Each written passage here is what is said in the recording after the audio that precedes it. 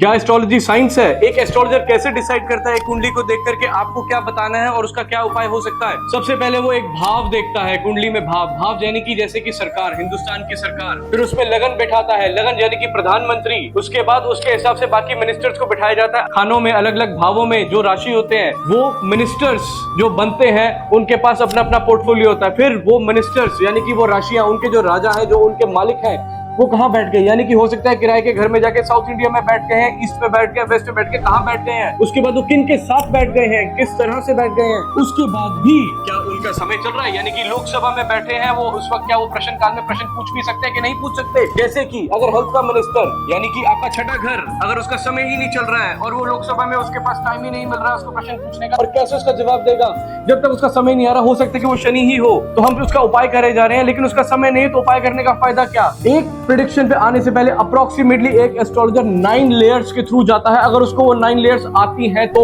कुंडली उठा के उसकी तरफ देखकर उसमें से आप सिर्फ 3 चीजें निकाल सकते हैं, बाकी कैलकुलेट करनी पड़ती है, दिमाग से लगानी पड़ती है। निकलने के बाद जब प्रॉब्लम डिसाइफर हो जाती है, पता चल जाती है, डायग्नोस होती है, तो उसका उपाय 5वें घर से निकलता है। इतना आसान नहीं कि सिर्फ इसको देखा और कोई भी वर्ड बता दिया, स्विच वर्ड, और हो जाएगा।